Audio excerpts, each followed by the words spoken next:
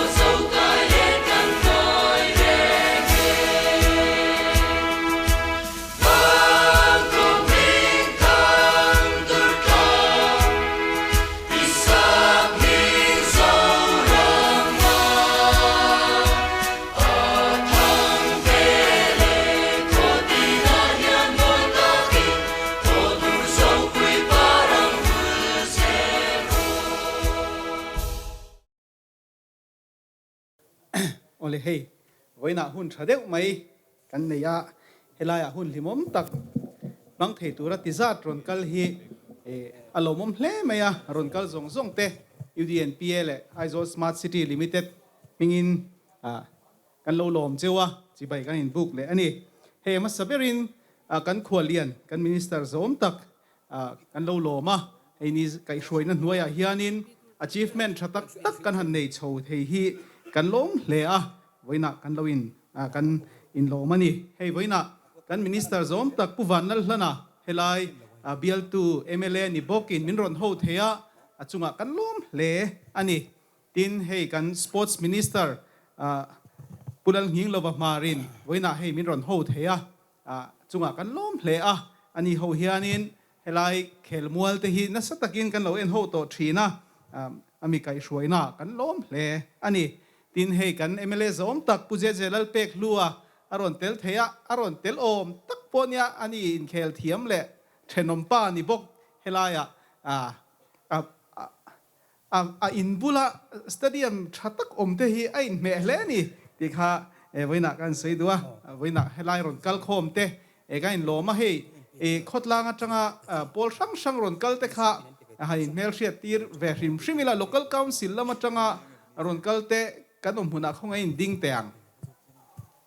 ole kan thanem hle mai lomom hle mai an lo in lom kan lom cheu ni tin wai me lama atanga ron kal wai me representative lam kan omem ole heta hen noma en dan phar ole an lo me tin MHEP lama atanga ron kal te ole kan lom le mai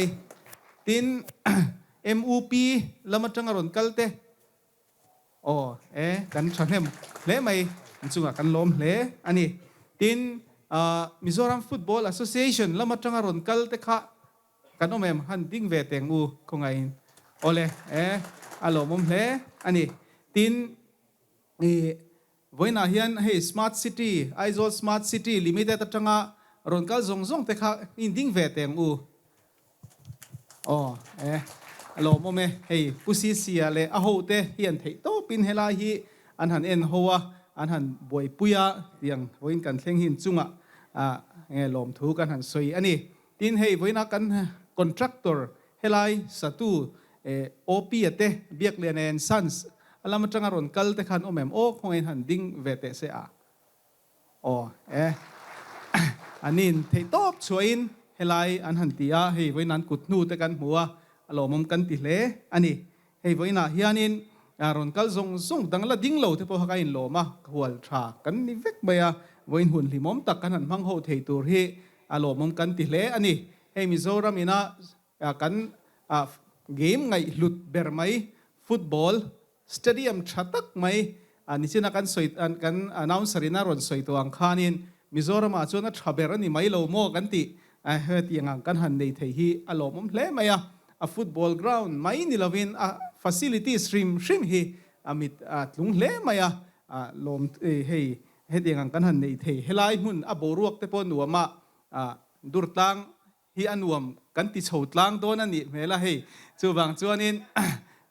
helai thil thatak kan han nei thei tur hi lomom kan ti le ni hei voina hian kan program a hianin hei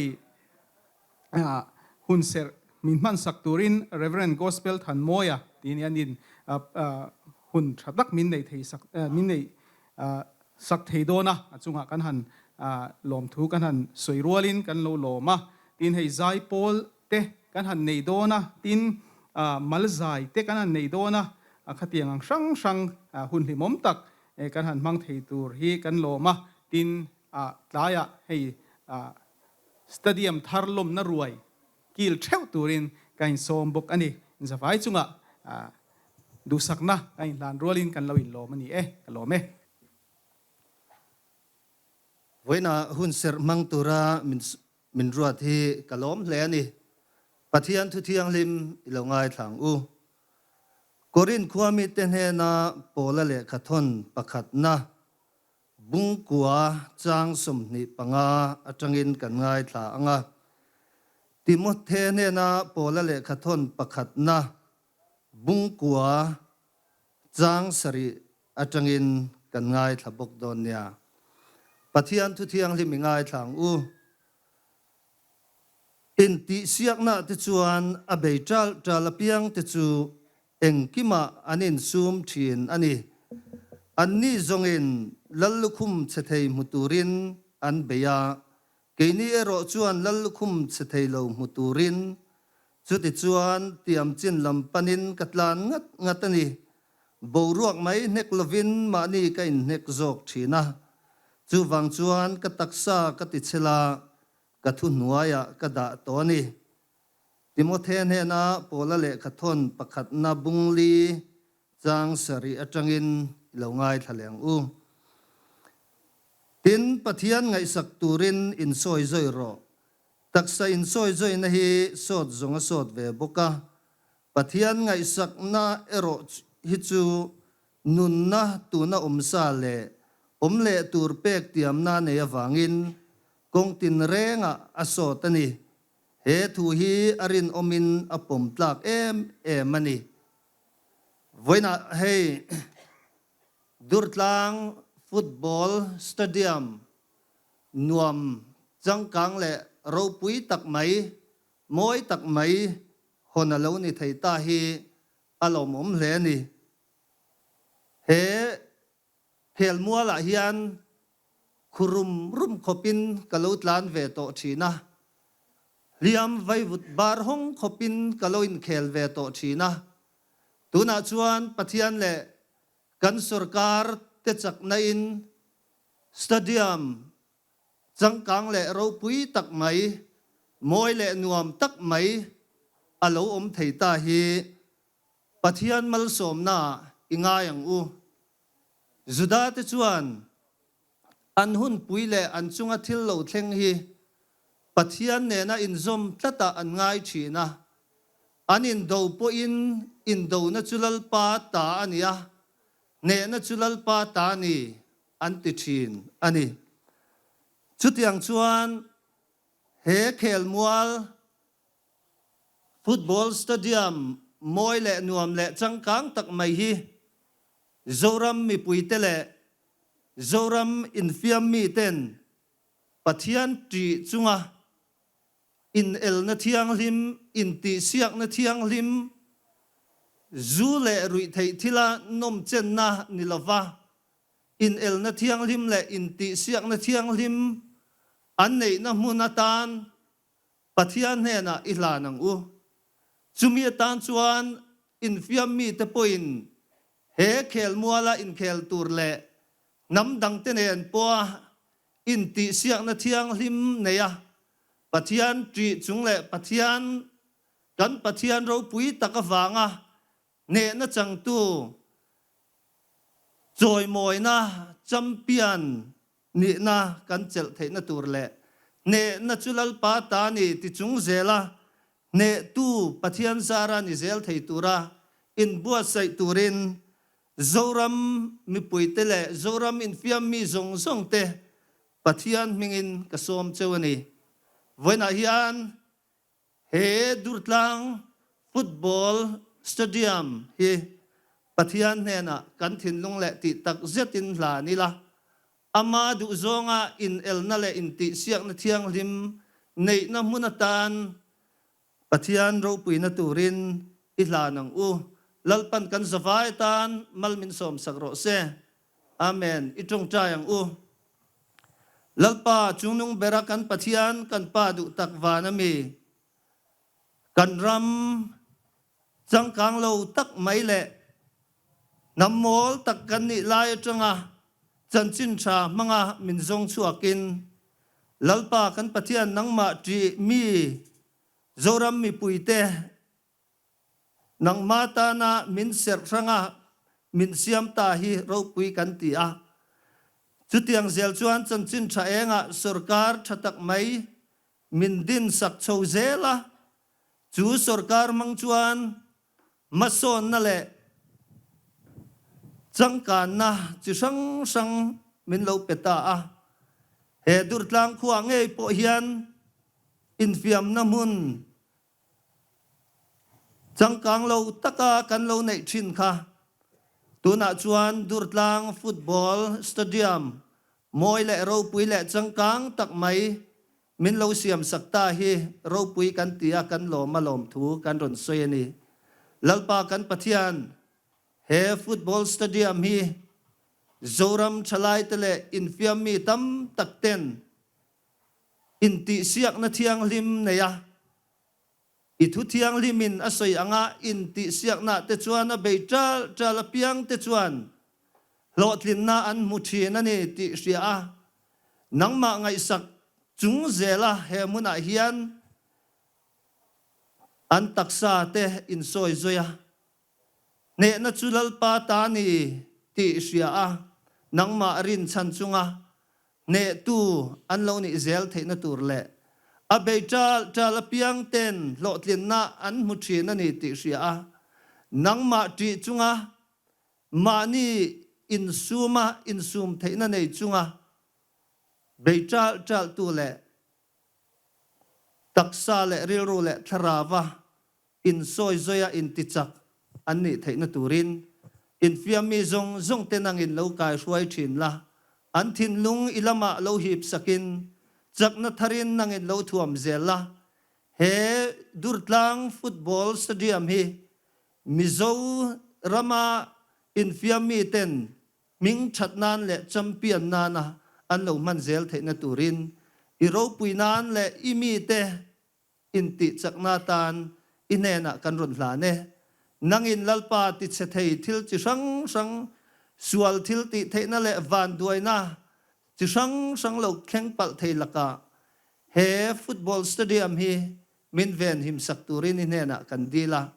a en kol tu turapiang te poin thiang lim le zaom tak le moi taka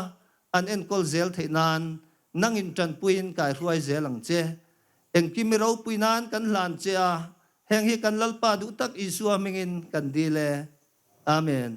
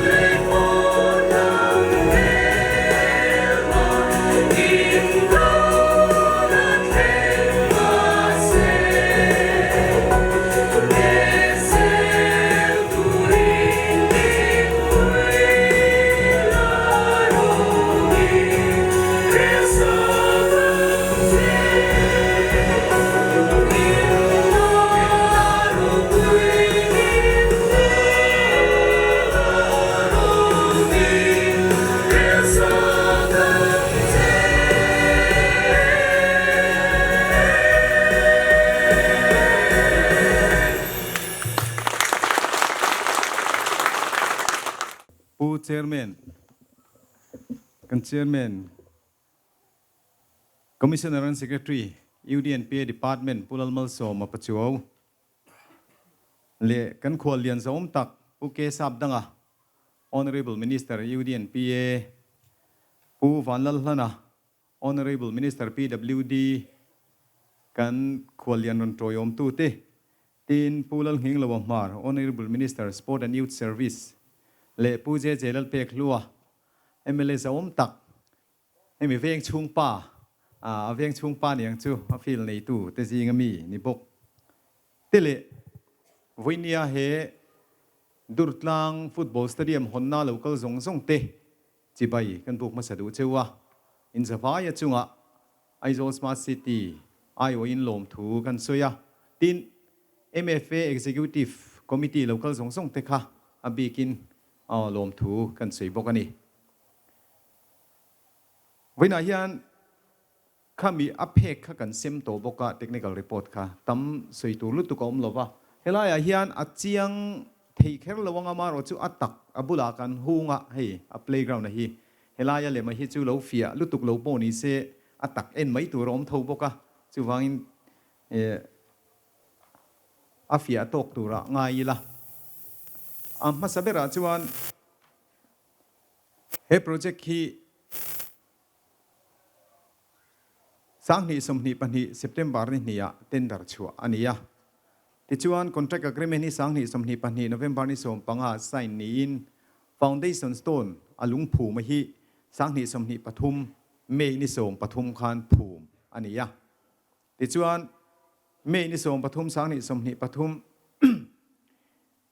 ให้มี notice to proceed กันที่ NTP กันที่ไหมคะ notice to proceed นะทกเทตักตักตัวระa contractor ko ta ram kan hlan ni ti pon soi thei ome date office of NTP ti kha khami kha November ni somni pali sang ni somni pani ania ain kar kha awahla de uve kan ti ani mai theya ain kar khan helai aram enge molei fung te akal kong ti te e furlai te lo ni nen enge moneu neu hanchin fel ngai kha oma wangin ti chuan mei ni som pathum sang ni somni pathuma a foundation stone a lungphum kha phum mania ti chuan a hna hi November ni som thum sang ni som ni pania tho tran na nia enge mo neu a muna khan chin fel ngai leivung han pai fai ngai photte au ma wang khan khang kha kan han clear ma sa photani ti chuan mars ni kwa sang ni som ni paruk khan zawa voin mars ni som pasari hian mi pui ne na hlan mi pui man thei turin hon ani ton ta ni ti chuan a mu thei mo chu ka hrelo ti hian hei hi helai mi hi a playground ma a chiang che lo ni pon hemi kan sak ma a thala ka dan ania ti chuan hemi hi kan zo to nu ania a toi zong in a ma chuan in tuna kan hun ser mang tuina soyang khan vai vut ania chumi ni wang chuan tuna he tianga playground thatak mai kha alema khan kan lo da thawani kha technical report a khan kha ni wangin helai screen ei chu fia vak lo ma se a poilo wa ngai mai la thome ti chuan athang lama hianin khumi block a kan ti maya ta khuan thut na hi mi sang khat le som thum pakhat an thuleng tura kan nga ya tuna hian seat omza ta nia ti chuan much official room a oma ti chuan sport equipment room a oma support staff room an physio wan yang chu tiang room te po chu patni a oma omzia chu team pani in khel turina an ron throi ve ve te khan an nei thei don ani coach room om boka player washroom pani a oma chuan team dressing room pali tuna in khel mek te an in thak na bia lama an tuna in khel mek te in khel zo che in khel le tur te in thak na tur po awm hal ti na ni chu ai hi ke mani ngei po hian mun thren khana chuan lo ti sual pal deuh kan nei thina du thu sama chuan hei kan MFA president in a soidaninดูทุสามาจนฟุตบอลสตาเดียมเร่งเร่งเฮียนเดรสซิ่งเตียงอังจีเดรสซิ่งรูมฮีปลีอมเซกันดูทรีนะอาทิยามาเซตล่างปุยนสตาเดียมเฮียนปัตนิกันเลวตาอายินเคลเลตัวเตตานเฮียนอินทากกันเลวบอยทากพิวนิอมตะกันนี่จู่วันนี้กันหอนตากดูร์ตล่างฟุตบอลสตาเดียมไม่รอฮิจวนปลีอมซามิซาอุรามาจังกลุ่มเบอร์เตซิงมีนี่ที่นั่นนี่จู่ที่จวนออฟฟิศตัวเตรีเซปชันตัวเตโซลายาตัวนะกันมินิสเตอร์จะอมตะกินมินหอนสักนะกัลทักนาคานหอนนัตูร์บุลาโซนรีเซปชันคาวน์เตอร์มูมัลฟิลไฟตะกินออกมาทริกเก็ตติ้งซิสเต็มกันตีปนทริกเก็ตมูมัลตักเสียมเทอันนี้ security cabin ออกมาตินคาเฟ่เตอรี่ฮิจูนิจินักันกัลควอลไลคานกันกัลควอลเตลชีอลวะอามาเราจะเฮโปรแกรมจะว่าจันเรียกันในหุ่นจันเรียไอ้นั่นกันมันโดนวางินอาชันป้าฝันง่ายกันรวดเหลวเดวะขี้นวมตักไม่เละจังกังตักไม่นี่ที่ชวนทริกเก็ตคาวน์เตอร์เตtoilet block te VIP lounge te le media lounge te chutiang chuan fel fai takina oma tin tuna kan hun man mek na hi parking turani don bokani parking po hi anei thakop maya motor za inga mosa ling tura kan nga ya parking po hi tuna mi kan omna pia lama hian achak awom boka khi la ya chaka khian open gym bul a hian hei kan mele za om tak puje je ya thenom loka hian parking awom boka chutiang chuan in helai a hian mi pui sang chuang ina in khelan en poa บอยเฮาโลมอเตอร์อันปากนาตูร์ค่ะอันนี้เตียงชวนบล็อกบีอันเตียชักละมาเฮียนตาเขียนมีสันหิสมนิปรุกเล็งชุดนาอมาชวนไม่เดียคอนโทรลรูมเตทอยเลตบล็อกเตเลเฮมิเอ็นคอลติไฟตูจานิตอร์ฮาวินาอันบงรวนดานาตูร์เตเตียงชวนเฟลไฟตะกินดานียาเองโมเตียอิเล็กทริกการ์เรนอารมณ์เราพลันิปอนเจเนเรเตอร์เซตเฟลไฟตักตาเฮียนดานีปกะชวนอิเล็กทริกพาเนลกันดาโซอาจังกังเบอร์จีฮันตีละเองโมเตียเฮฟีลาเฮียนจันละไม่อินเคลเทตูราฟลัดไลท์กันเราดานีปอนจูอิเล็กทริกพาเนลชวนอาศัยหัลเวกโดนนี่จุดเตียงตัวชวนอินอิเล็กทริกพาเนลโพสต์ทราเบอร์จีกันดาตัวน่าโพเฮียนให้กันนาวเตชวนวันนั้นกันโปรแกรมมีเล่มินหันไกลเดือดเล็กเสละหันทิมเดือดเสละไล่ที่เองเสละจู่ๆกันปูเตเฮียนหมูเสละดูครบมายะจานาไปจนเองมอยเวียวันนี้ตัวน่ะถึงว่าปอยนัดชุดนั่นลำฮีเอาไม่รู้จู่อินเคลเทคบินไล่แต่เราจู่เองเจ้าเราเดี๋ยวว่าอัดชุดนั่นลำมันนี่ยะจู่เตียงจู่ตัวน่าดินหุ่นเมกันนี่ยะมิโซรัมฟุตบอลเพลย์กราวน์กันในสิ่งอ่ะฮิอันอาสาปุยมเหลาเปิดแต่สิ่งอ่ะมีนินกันง่ายเฮมีตานะท่าเหลาโถตูเตเละไงตัวนั้นเหลาเซงตูเตแต่พิกตะกินตุรตลัง local council ตัวนั้น local council นี่เมกเตบากะ local council นี่โตเตโปอันฝักอมเพลย์กันเสียอะคงไอ้ดุรตลัง local council เหลานี่โตทรีนเตเละ field management committee เหลานี่โตทรีนไว้นั่น local กันนมชวนอันดินตีร์เวรแรงแต่งคงไอ้เหลาดิ้งเตวlocal hoอ๋อฮัลโหลมุมเมติจวนตัวน่ะดุรตลัง local council เตเลฟิลด์แมเนจเมนต์คอมมิตี้นี่เมกเตกันดิ้งเวเลเตียงตัวน่ะเอ็นคอลตูตูร์เตอโมพูร์ตูตูร์เมกเตฮัลโหลมุมเมติจวนเฮงังน่าชัตักไม่เละไว้เนี่ยมิดลุงตักไม่ยะมินโถสักตัวคอนแทรคตัวที่หันเกาชัวเวก็ดูว่าคงไอ้โอปีเขาโอเฮ้แต่เราดิ้งชกเวแต่เสกกับบุหรี่ยันลูกอ่ะอันนี้เฮจูมูตีร์เวทายกันเสียถกริมมายะเว้นโปรแกรมมาเฮียนะมาเฮียหลังมีเราเลยฮะแล้วจูวางอิน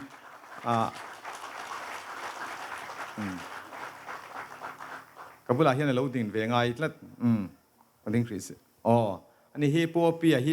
ให้มีคอนแทรคเตอร์เบียกเลียนอันส่วนสเตหินนี่อ่ะอันนั้นโทเลทิลตีน่าเฮียนตีตักเสตินตียาเองกิมไม่เฮอัตราเปอร์จีดูจีนี่อะวันนี้พอเฮียนกี่มันนี่เตปนักกันไปใส่ผักบักขบินทิลแรงให้มินเสียมสักนี่ทีละกันใส่สวลมโลเวจุดเตียงงากดนูชัตักไม่มินหลุดเสียสักมินเสียมสักตู้ปัวเปียจังหวะเฮียนลมถูกกันใส่นี่ฮัลโหลไหม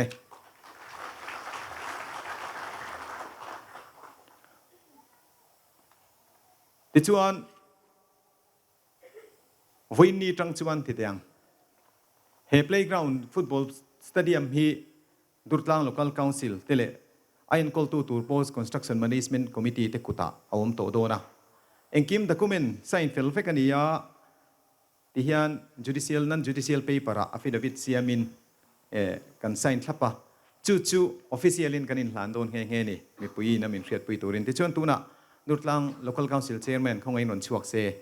กันอินหลานงะที่ชวนไฟนัทรีนเอ็นคอลนาเตอโมพูร์นันาโปอันกุตาเอาโตโดนนี่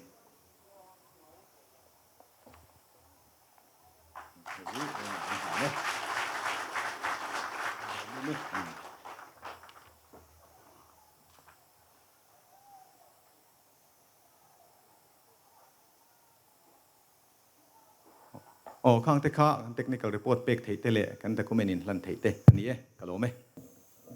Chairman Commissioner and Secretary UDNPA Pulalmal Soma Pachuao Gan Kualian Minister UDNPA Puke Sabdanga Tin Bial to MLA Minister Puvanal Lana MLA Puje Jelal Pek Lua Durtlang Local Council Le Kotlang Ruai Tute Mizoram Football Association Agat Hopui Tele Vena Local Zong Te O Aizol Smart City Limited Ruai Tute Kan Soim Hai Pala In Zavai in Chibay Kabu Kachu When he Kinitan Chuan Lom Nani Ania Sports Minister Tilai Kada Chalokila MFA President to Soin Gan Soim Masapotange Durtlang Stadium Tini Second Puru Tuglawa Durtlang Football Stadium Timingan Puhi Kan Pure Mayani sang ni som ni le pathum December ni som ni le pakua kha MFA na helai khelmual kan tlo masak berania chumi ma chuan khelmual dang te kan tlo boka a measurement tha kan lung oi kimchi alo dewa khelmual thar kan nei tur kan lom viau rualin international match national level match po thleng theilo tur ting tanga sumtam taksen si kha kan du lawa Durtlang kan han thlenga kan lom phota pakhat na chuan contractor te le APCC te kan ti buengun khop maya an thret hi amangan ni point kan du dan te azaw zonga kan du dan te en na dan tur te thil danga khanin a chan chu kan mathlir chu Mizoram ina e zonna ta na e kan thalai tam takina an man to football hian dedicated football stadium tha hi ala nei me ulawani football atan bi ka serran kan main stadium chu lam mol ania tuna chuan picnic spot ania e in itual China adua piang in adua tanan madania in la khetre wanga tira kan in dong ar ngara mai ro chule lamol chu lamol ania kan zawai in tromania wang in football tana serran kha lo rem big lawa Rajiv Gandhi Stadium chu sports rang pool stadium ania football in a kan main stadium kan nei me kan ithowa amai ro chu Durtlang kan an muwa a measurement te azaw thei dan tele Surkar impact dan te kan an riat khan kan phur puye me mani ami kunga hian surkar masa ministry masa chunga lom thu ka soya hetinga ruwa manna an siama wang hian lom thu ka soya kutte poi beng tengu ti chuan asak tak tak kan hun lai lo ni to wangin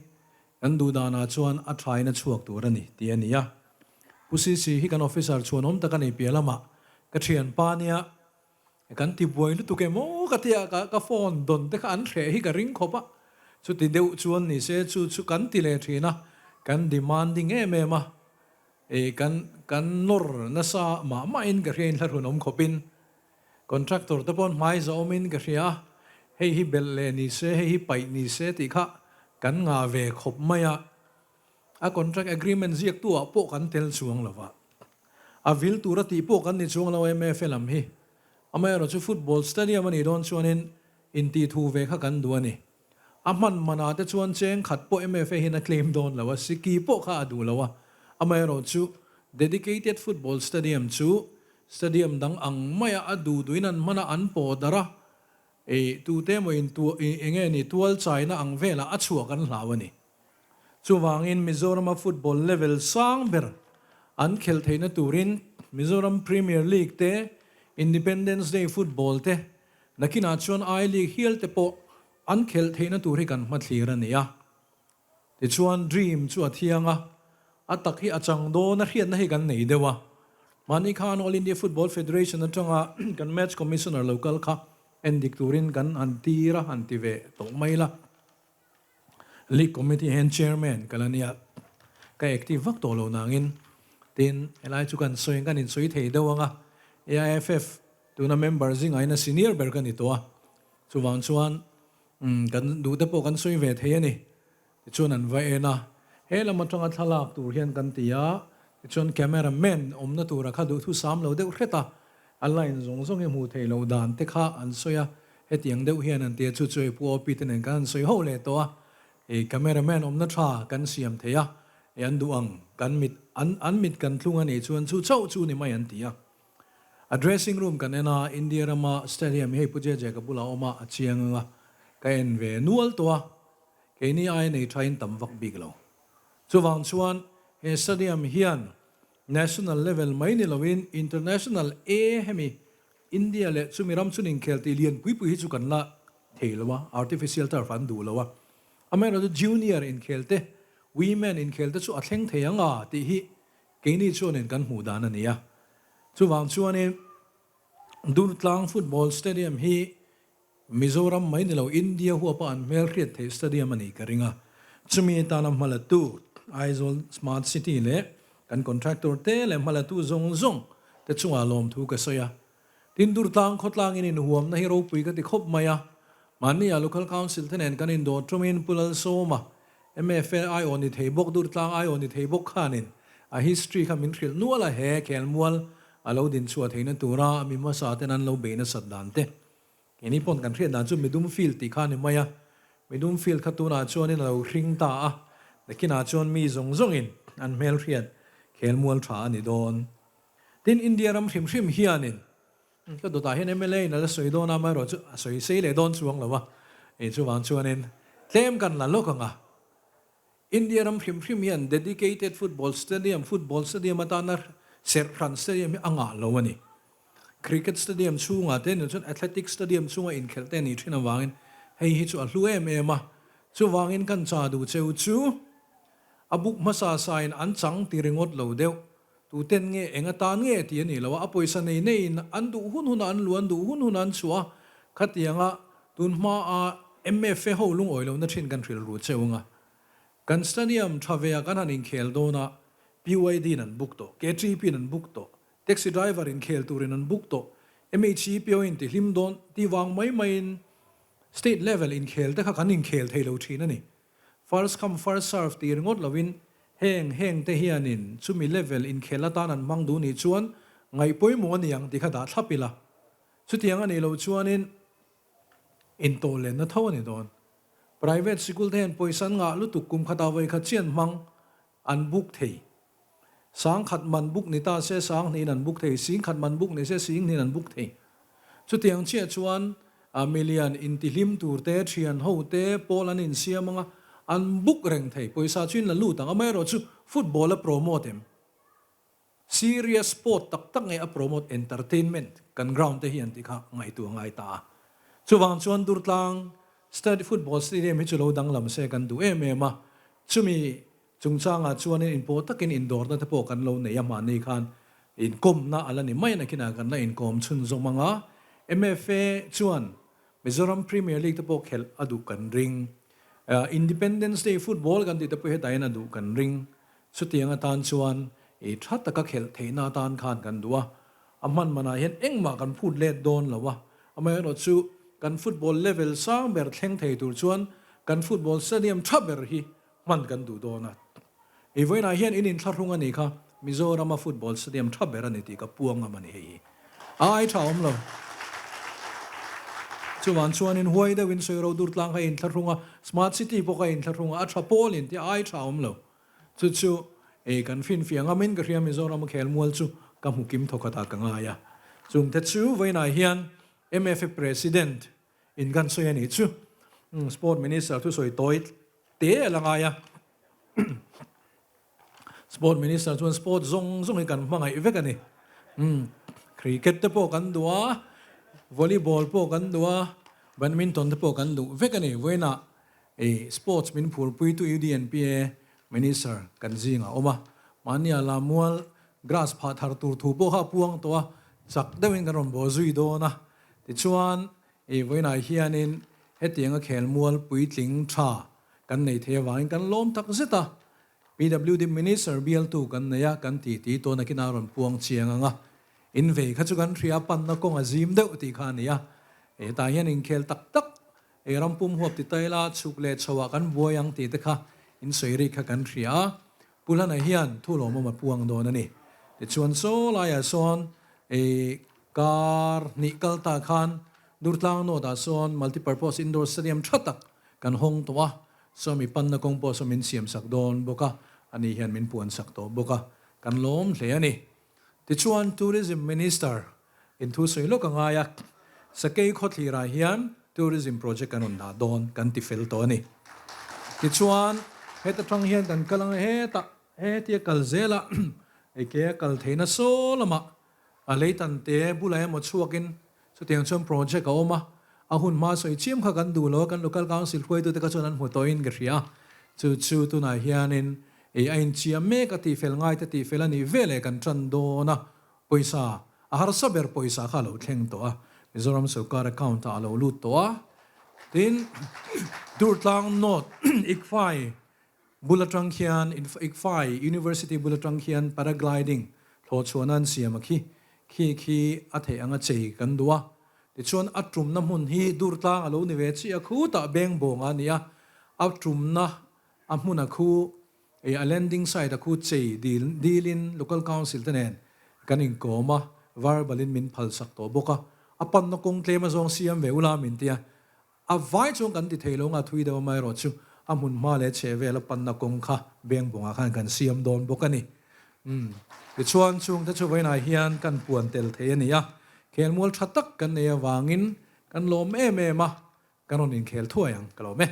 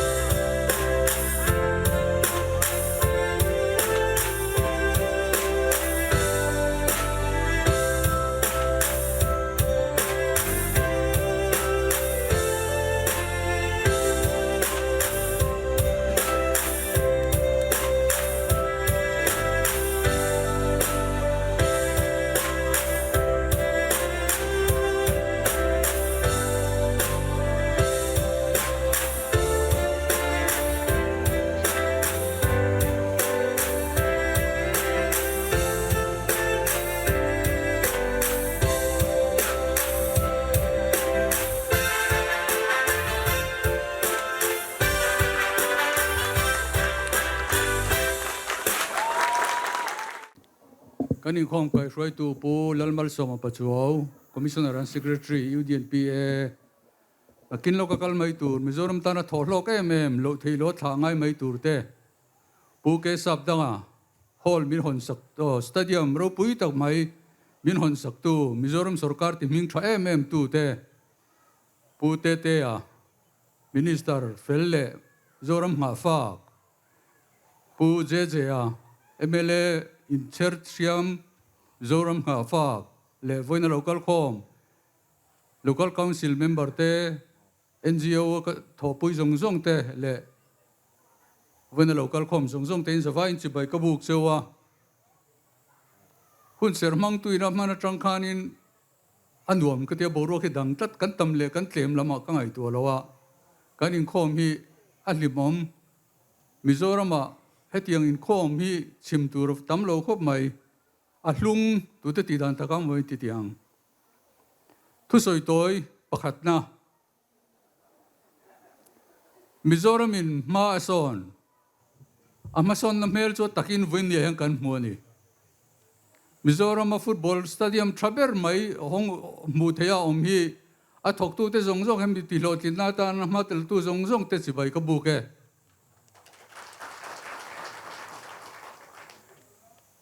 panina he hol hi Durtlang mi pui kuta atlata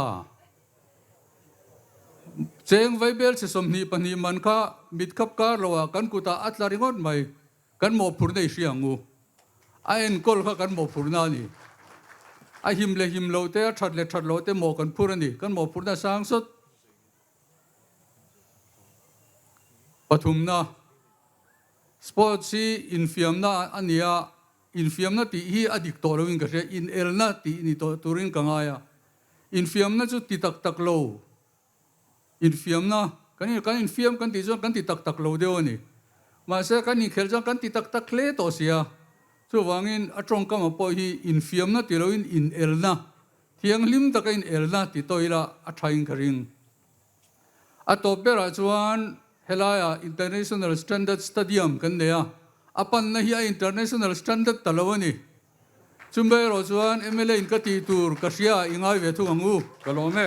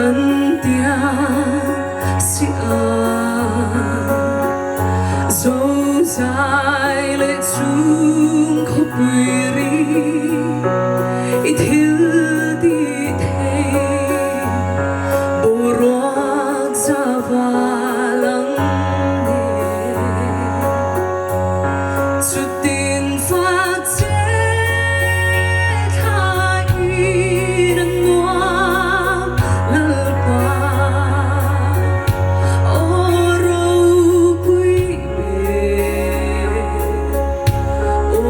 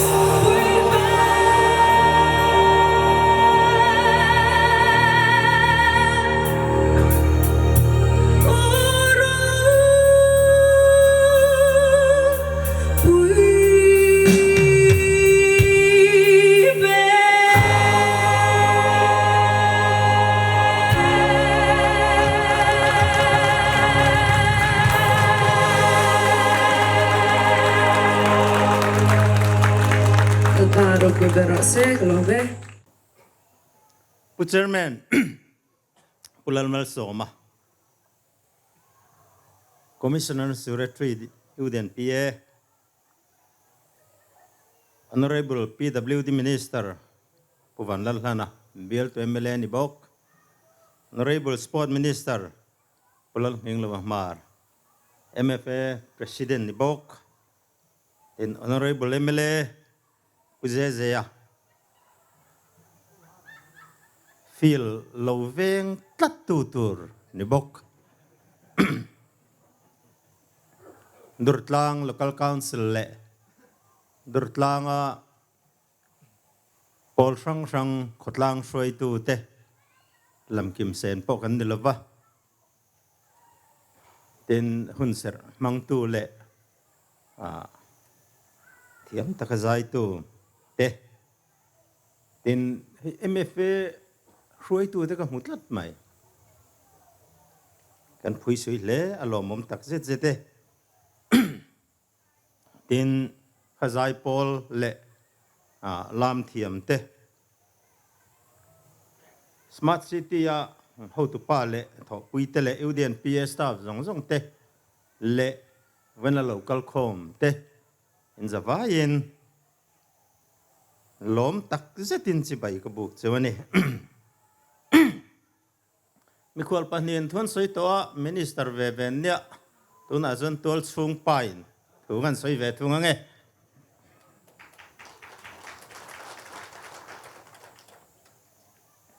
tukina Assam Rifle chua san ram khu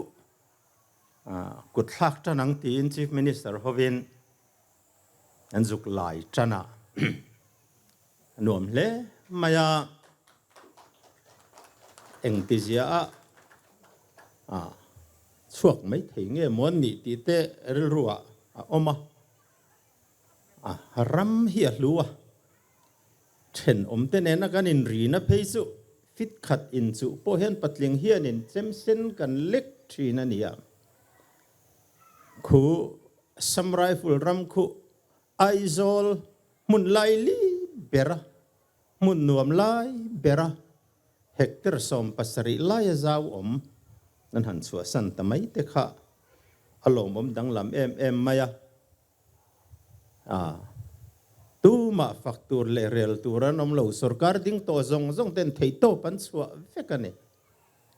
chumi kan soi du chan su he fil tuak chuak tur hian sarkar ma sa ten fakom tak zeta hetiang rem ruat na an lo nei thei hi alom oma hey mi pui le pathian zara mo phur na ta kan han chang ve a sarkar ma sa te sul nu chuin an hnek nung kan han zuya tling lo tak chungin thei top kan han chua ve shama ti chuan vo in a ringot po chu zingkara samurai full ram kut kan han thla ka kan han honga chuna khan khorang sang khosom pani nena bollo phurna tur motor som pani han han vai liama tuna hei chu nutlai lama kan MFA president and sport minister in a soi angin Mizoram football khel mual thaber kan han hong le ani a vo in chu mal som na hlirin kan in vur ani bermaya alom tak zetin ka shya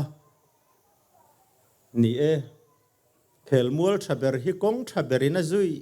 apo nge yang ti kan han ngai thale ngal kha chu alom tak zeta ini Udian PA po hian hei kan lo erna sa khopa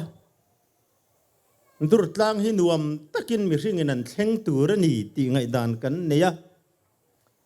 bong kon le leitan in kara hian a ming po kan hriat ngai lo complete street design nanti a nuam taka thlen chona turin he kong pui hi chei turin buat sai felvik ani toa asung pon min nga karan to ne siam zo huna chuan ti tur nei lo chung pon kan kalang khel mul te lo om lo po ni se nula du sagiten pasal lo nei da ito po ni se kan complete street design hi kan zo huna chuanin ho tur ringot pon ai zol ate kan zo chukanga kan chole thinang anuam don ani khu mun then thena kongsi ra khuanin sak zo huna alan dan tur te kan han tar liam luama khung khu in ti der na ni lo khu aya nuam dai khon an siam don ani ti chuan anai thak ta kang khan he football stadium hi ti hian man thein anom tran ta kan MFA soi tu khanin an hau thiam khopa nie adika mun ranga khelmul thadeu te hi kan han nei ve nuala ahmad nalama hianin senior ho dulkiar ve natan hen kan mang na salutuka hei zo thalo tiru tu na tranga kumnga chuan Delhi ate Mumbai ate Chennai ate Durtlang tlangwal hian apet gol fau turan ringot menem chu kan be sei don ani hei na thial tlangwal a mel thaber po ni lem lo kha India rama football thiam ber choi moina adong maya na thiala kan kal thina khoila hian nge mohan in khel na tur ti tur khopin filan nei chia ane chuti chung chuan hetiang hian ni theyani chu wangin Mizoram football khelmol nei thaber tan chuanin chona na sa takani ta ni kini UDN PL smart city te son kan ti thei to kan ron ti ta abak zong hi chu thalai te tan Durtlang tlangwal te anula te pon yang kuta hianin ming than na kha chu ta ane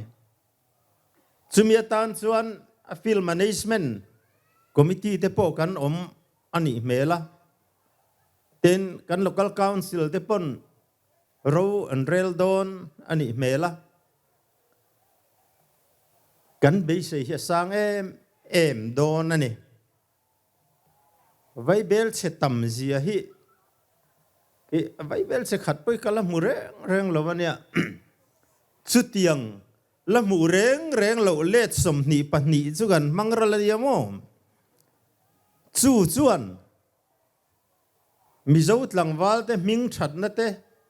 Durtlang tlangwal te ming that na te hi alei chuak nge turaniang ti kha kan be se na ni ya thei top choen kan mo phur na theu len turin kan trăng tlang don nia kha kan pastor po pet na khop maya net kha pur pop maya Christian and Ronaldo hi a penalty pet masak bera a pet gol lova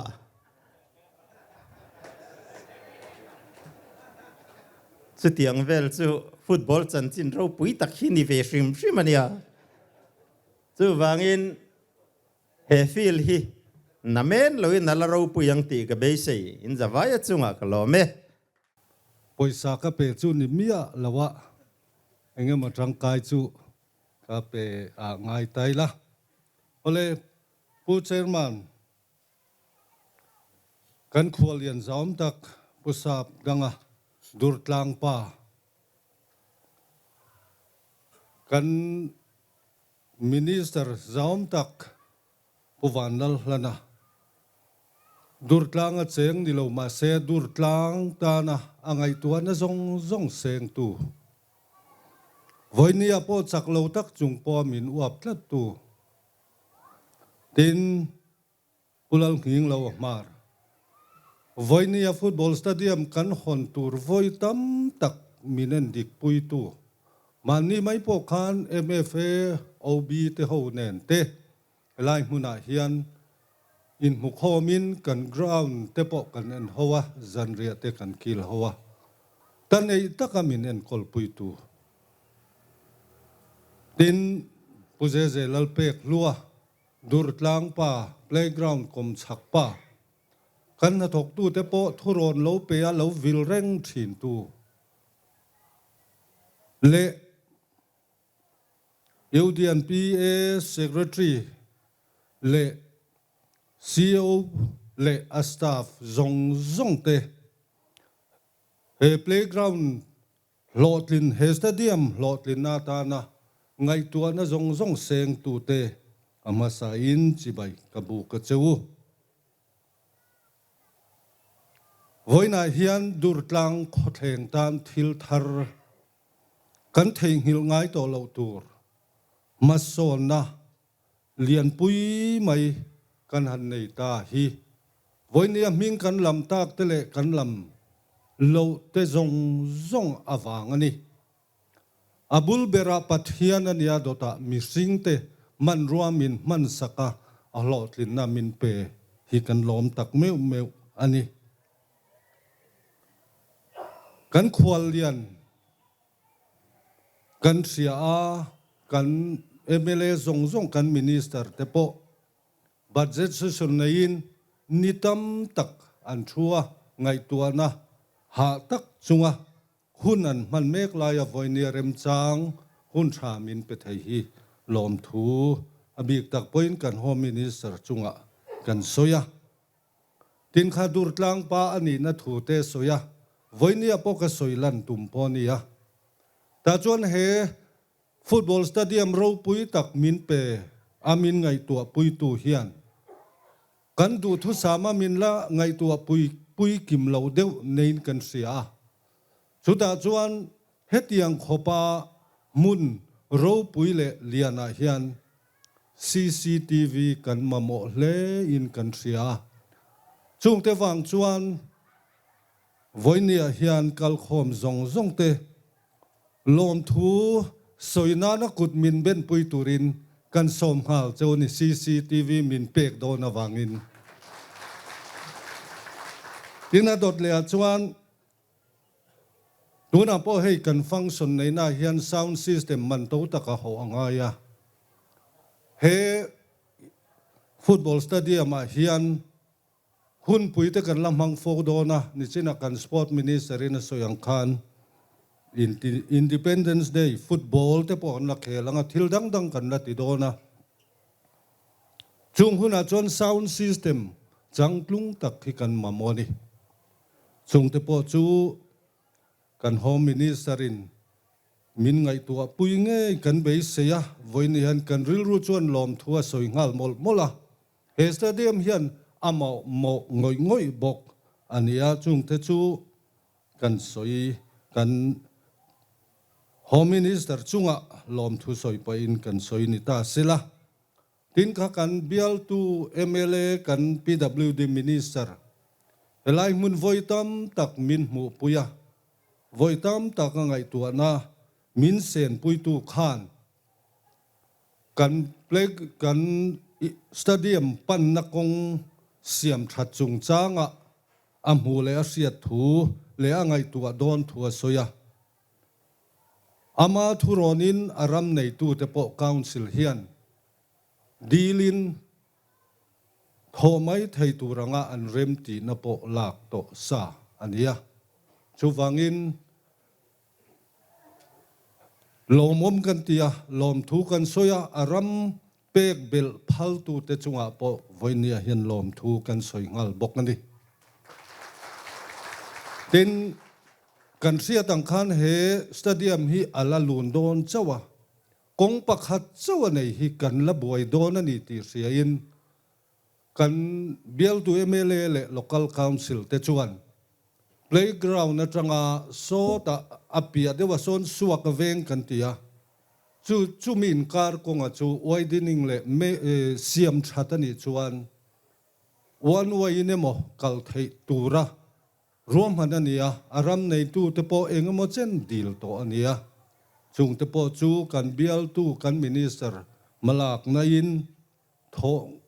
mai thei kan bei sei le ni tin kan sport minister khan aron soitoa hei voinia parking area function kan neya kan parking hi function lian han nei taila tournament lian nei taila alatet zia mutu te vek kan nia chungte wang chuan kan sport minister bula kan soya mani dewa kanin komna po hei kan sir phei kan VIP car parking chak chawa ngo angala hi helai hi parking atan kasiam bel sakang cheu min tia ama khana puang lo na voine kan puang lok ni lom thu soinan kan lom tak meu mewa ta hian parking zau thatak kan nei bel don nin kan sia ani tin kha asoi zel na phei chuan te ti tai la nakina chuan kha kan light control system kan light control panel po flat light te da thei vek tura buat sai sania wangin kan sport minister hian atla chopin zoimuangin kan langai to tua donia zana te point khel thei turin ti thleng point ti hona chuan a soito ania chung te po chu kan maloka hian kan bei sei tur te po nia chung te wang chuan kan sport minister chunga po lom thu kan soyani tin puzezea he na thona hian a contract tu poni lawa chang tu minister poni lo chungin voitam tak thuron pet lo tu kom chak maya kan veng pa MLA footballer mi zong hriat kan nei hi kan hlom lea thuron tam tak te lo petrina voinia po kan zinga lo tel hi kan loma chumi rol chuan he stadium management committee po hi aman min ho ngei se kan dua he a Hawnna nulamai chuan he stadium management committee po a thei anga min tel puizui turin kan som ngal bok ani tin smart city lamte UDN PA te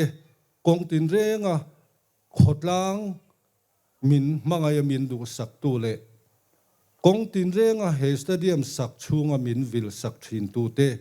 tin chu mai chu ni lawin agreement kan siam don po a engkima anin kan thule hlangai chang taka rem min ruat pui tu te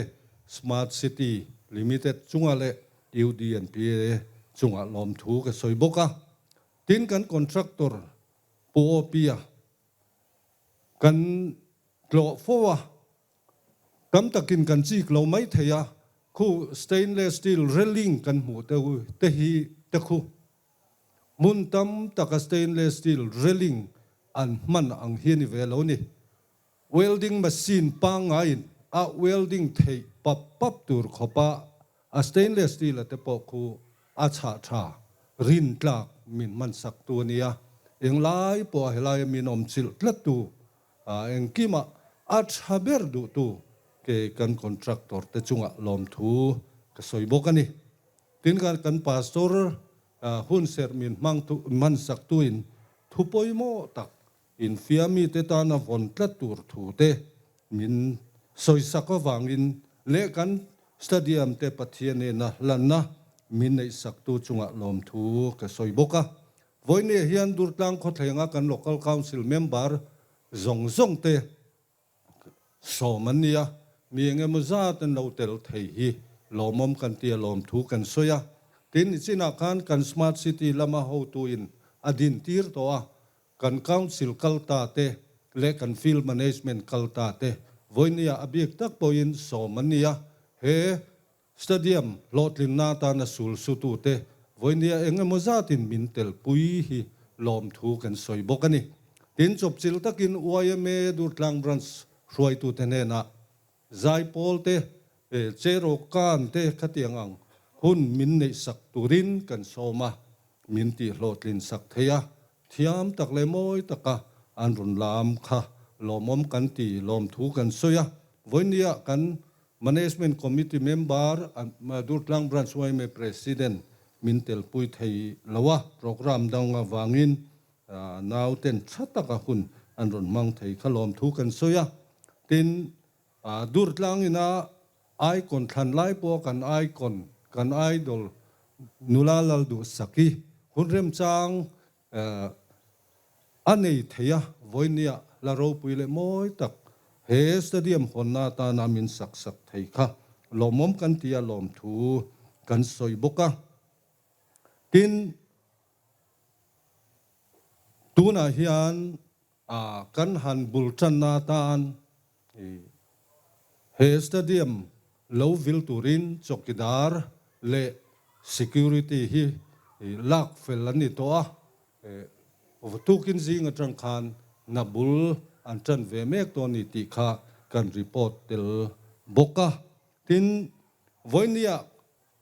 NGO pol sang te uayame me chipi le upopol te kan som na te ngai poimo a he stadium Hawnna nei tu chan chang takamin ron tel pui tu te zong chunga lom thu kan soya tin kan kalvel na tan traffic te kan mamo ve do na siat na awmawangin Durtlang local council noya traffic management committee te atulanga duty turin kan ngena chutiang chon thatakin an mo phurna te an ron len thei kha lom thu kan soi bokani thil tam tak soi tu romanga soi vek sen po ani chia lawa voinia hetiang ang hun thatak nei na programa Durtlang local council chairman kani nale field management committee chairman kani nanga hun poimo tak kachang hi amimal tak pon lom thu ka soi boke kalome ke sab danga kania UDNPA hi sarkar changin enkol ve ania department nang te sei lovela hetiang infrastructure lam hi kan boy pui berania tunai zol veng la ya kan oma in Durtlang a hian pem chau kan tuma tuna hianin kan na ber kan nei zon na ber chanchin bu phei chu Durtlang a hian som pathum an lo enkol to ne ole anile I voina he I hawin Durtlang football stadium te kan hong thaya aro pui kan ti hlea mi voin kan stadium hon hi alo tlin theina na I malak na te min han she de che ti kan ti atle me ma sarkar ma sa ten engkim bulan lo tana ruanga man lo ti zo vek to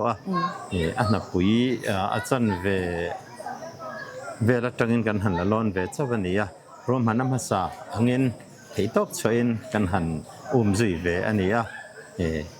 ini han lo hling te chuanin ala phut sura maro chu kan contractor te an lo fu em maya chuan changem ngai takin ngai dan siam pa in tai matakin an thoka chumia wang chuan ti hianin beise ang huna lo hling takin kan lo zo thei he lo mama min ti lo mem tu chu Durtlang football stadium ti ming an pu hi alom dang lamani mun danga hi chuanin ming enge modang lam deuh hi an chu chuanin a man dan thlengin kongro so thina he filero hi chu Mizoram atuna football stadium thaber takzet setania alom dang labbikin kasya ni levo in kan stadium hon hi ma chop te ala nem enge in malak dan min han she ma chop chu nei te he umaya kan malak to china hi chu ti hianin a project nen chuanin keni mo khorna chu a tho khatna chunan zo khota ama ero chu ti tur dang tam takalo ma jana in khel theina turin light te polam mo a tin engem a security chungchanga CCTV te pon lama mo anga tin เองหมอช่วงหันใจฟังกิมตกแล้วนะแต่พอมาบักสู่อะไรอมแต่ไม่ไม่ช่วงสู่ขดล้างช่วยตัวเต้นเองกันละสวยเขาชุนจมใจหลังจู่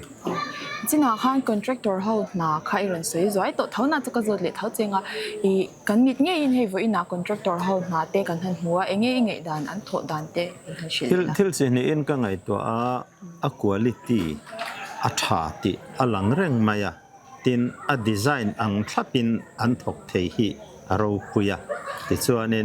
มวยตักเละถ้าตักินอันถกที่ขันอฟุนกิมไม่อินก็เชีย kan lom lu tu ke oh อะไรก็หล่อไหม